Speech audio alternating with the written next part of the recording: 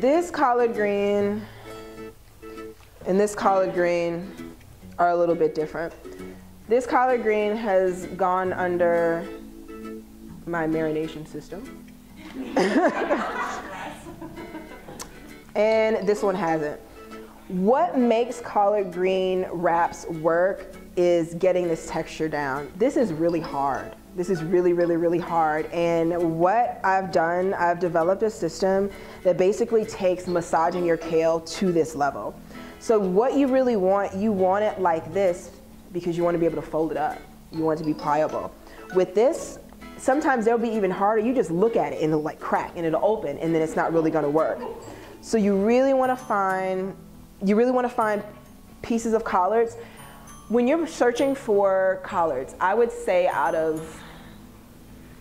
next to avocado, this is probably the most specific vegetable and fruit that you need to really be aware of what you're getting. You just can't like, oh, bananas, it looks all right. No, you gotta examine this one because if you're using it for wraps, some of them are torn, some of them have holes, some of them have bugs, some of them have this, and like, this is really important. Next to the avocado, making sure to feel that it's right. So you wanna take a bunch, this is $1.99 for a bunch of like maybe 6 or 7 in Whole Foods. You can find them in Whole Foods. You can sometimes find them in Vons. You just want to make sure that it's whole. So this is wax paper. I keep a little bit of wax paper on hand because I do these like 2 days in advance sometimes just so that I have them. You want to take a lime or a lemon and using pretty much the same process that we're doing with the collard. You squeeze a little bit and then slowly, here, I'll do it on there. You guys can see in the back, you just like rub it across. If you rub it across, sometimes I add a little bit of olive oil because when you add a little bit of olive oil, then this one's done with olive oil a little bit. It's gonna give you this tortilla. You're looking for like a flour tortilla kind of bite to it where you know when you sink your teeth into a flour tortilla, you don't sink your teeth into this. It kind of like crunches and cracks. Trying to prevent that. That works with this. So you go ahead and do like that. And then after that, what I do is I'll literally just take a piece of wax paper and roll it up like that and stick it in the fridge. So you want to go ahead and just go right along, just peeling. And you'll learn how to feel it if you're not. Because sometimes you'll peel too much. And it'll be too much. All right, so now we got something like super pliable that we'll be able to fold just like that. So for your almond butter, if you'll be using almond butter for sauces, you don't want to get the chunky kind or the kind with pieces in it because we're making a sauce. So you want it as smooth as possible.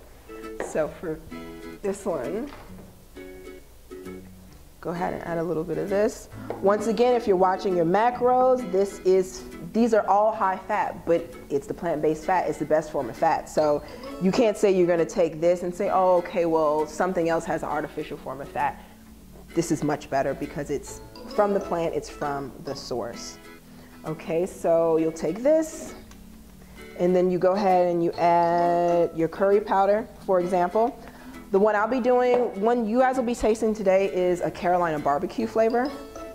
That's become a very big favorite. So from here you'd add this and then you would add water or you just add whatever amount of liquid that you need. And then you'll go ahead and spread that on there. You need about a tablespoon, a little bit less than that, especially if you're using water. For demonstration purposes, I'm not using water. I'm trying to give you guys an idea. So you'd spread that there, and you want to keep it on top all over so that.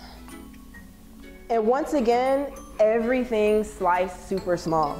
Everything sliced super small and super thin because we're not cooking it down, number one. All right, and for here, you just need about 2 slices. You can slice those across here like that. Put that in here. All right, and then for The wraps pre-made can stay in the fridge like a day and a half, but the leaves can stay in the fridge like 2 days by itself. But if it's mixed, it's gonna be a little bit less time. All right, so these onions super thin because we're not cooking them down. So just remember, everything's super thin and super small. Think slaws for your salads. All right, and then you add some onion to that. And then I've also brought some carrot. So you might want to add some carrot to it. Just kind of giving you guys some ideas of how this could work. Okay, throw some carrot on that. You might want to put some mushroom. These are cremini mushrooms. This is pretty much the standard mushrooms. With your mushrooms, I would suggest not to get them pre-sliced. I wouldn't suggest to get anything pre-sliced because once you open something up, oxygen, bacteria, everything starts to break down. So you really want to make sure not to get things pre-sliced, especially your zucchini noodles, especially, but we'll get into that into the next statement. But pre-slice, not good. All right, so let's give you an idea of that. And then you'd add your greens. So basically you're putting a salad inside. So this is a little bit of arugula. Arugula is good because it's spicy. It's got like a little bit of flavor to it. Okay, and from here, you could add your protein. So today's system is not giving you, it's giving you an opportunity to add whatever extra protein you have. Like I said, these greens have a great amount of protein, but it might not be enough for what you need. So from here, you could add wild rice. From here, you could add chicken breast. From here, you could add a bean paste. From here, you could add beans. There's a lot of different things that you can do. Piece of steak, whatever it is that you want, piece of fish, you put those slices in there, and then you go ahead and you fold it. Popped a little bit from here, fold it a half like an envelope. Can everyone see? Sorry, it's not high. All right, and then you go ahead and you fold it. You don't want to give it too much. All right, and see how pliable that is? Super flat, and then from there, you can go ahead and cut it in half. Okay, and then you guys got to wrap.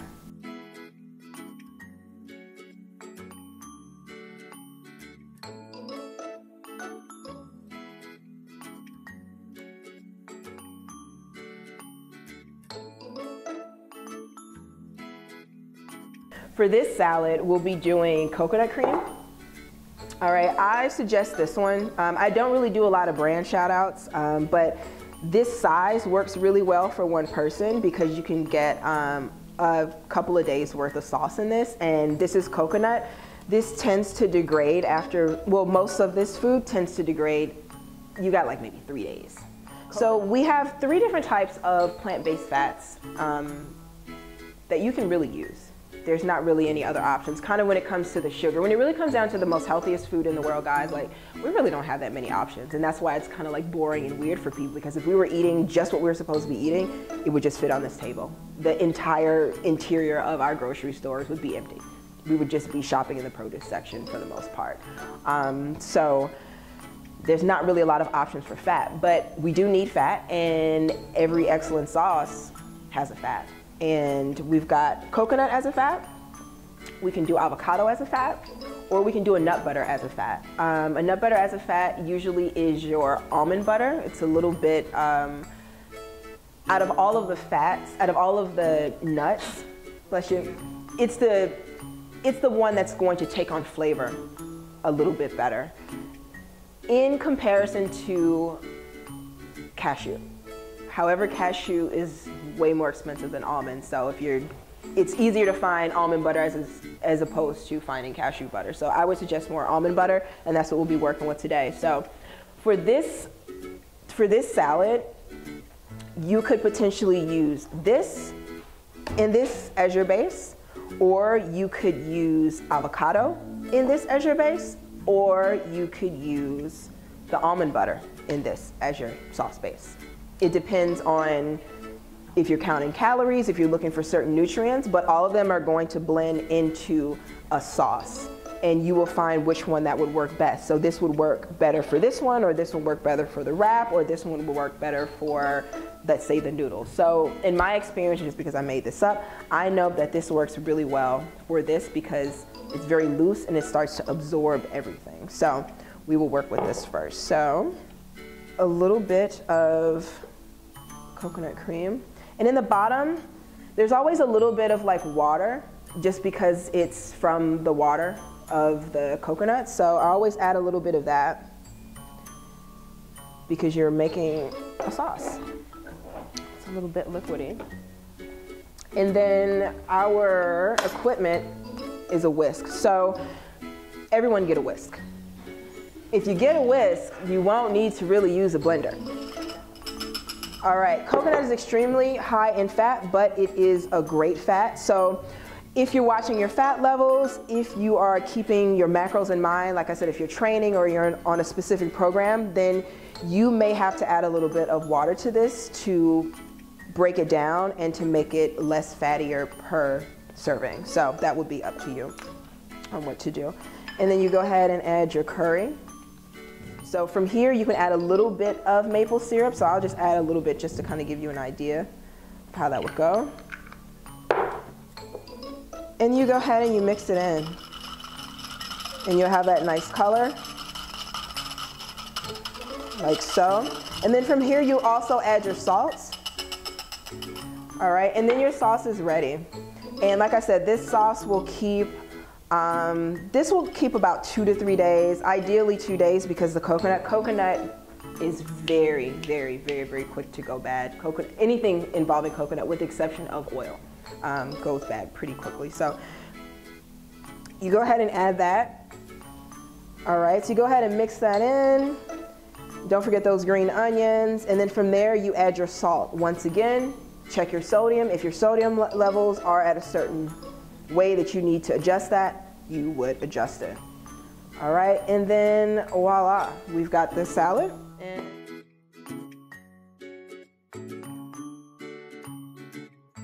the thing about the zucchini noodle is that, like, you want to make sure that you pretty much eat this immediately, unless you do not put any sauce or anything on it. If you make them, you've got, let's see, if you make these in the morning and you want them for lunch at work, then you combine the sauce, that's fine. Just don't add the sauce to anything. Just always keep your sauce separate until you're ready to immediately eat it. But these in specific definitely go south very, very, very quickly. So zucchini noodles are best made as is or earlier in the morning. So what you want to do, you want to top and tail it. Top, this is called topping. Tail for tail. All right, so peeling is optional, but not suggested unless you're easing into the taste of green zucchini noodles peel, which is not really that big of a deal. With your fruits and vegetables, unless specified, unless it's common knowledge, use the peel, eat the peel. That's where a lot of your nutrients are. That's where most of it is really in the peel, that protective layer. That's why it's so important to get organic foods and things that really haven't been heavily sprayed and pesticided. Yeah, because then you really have to do a lot of scrubbing. So, all right, so we've got our avocado sauce stuff. Kind of add that in there. So for this one, once again, if you're watching your macros, you would just add extra water to make it more of a low fat sauce. So that's in the case of the saturated fat. Like, it's a great natural fat, just add water and adjust accordingly. You'll find what works for you for sure. Move that in there. And then, so I have like a lot of whisks. I have 3 whisks. I always like keep them on hand, but I guess that's my job. So you can go ahead and mix that. So for this, you would likely add a little bit of water as well.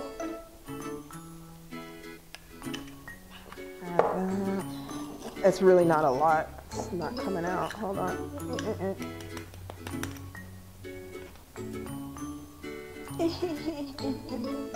All right, this is the tester one anyway. You guys get the point. Here you add just a little bit, just to get it going. Another thing you can do, depending upon your sauce, the Asian sesame noodles that you guys will be having, instead of water, I've used vinegar, okay? And instead of the water for the barbecue wrap, I use apple cider vinegar. So vinegar is a really good option to use instead of water, but you have to know when it's gonna work or not, because it doesn't always work. It works a lot, but it doesn't always work. For curry, it doesn't work. For most of the other recipes, vinegar is great. White vinegar or apple cider vinegar works as well. So now you have a little bit more of a sauce to it.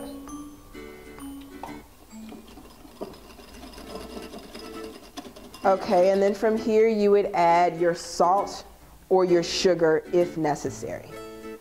This is just going to give you the flavor. Okay. All right, so we'll set that to the side, and then we will get on our zucchini noodle roll. All right, normally I would keep this separate, but for demonstration purposes, I'm gonna go ahead and just put this over the bowl because I'm gonna mix it up. So for here, you wanna make sure that you just keep it straight. And usually I turn like 5 revolutions. 1, 2, 3, 4, 5, and then pull. Because then you don't want that. Remember Lady and the Tramp? It's like 1, 2, yeah. 1, 2, 3, 4, 5. Pull. 1, 2, 3, 4, 5. Pull. And the trick to making this solid is making sure that your zucchini is a little cold and that it is not, I repeat, it's not going bad. So then it comes out like that. All right, so you go ahead and just mix those beautiful zucchini noodles through here, like so. And you got yourself a green sauce. So you could do pesto style. You could do, I have a recipe for walnut and seed mushroom little meat crumbles.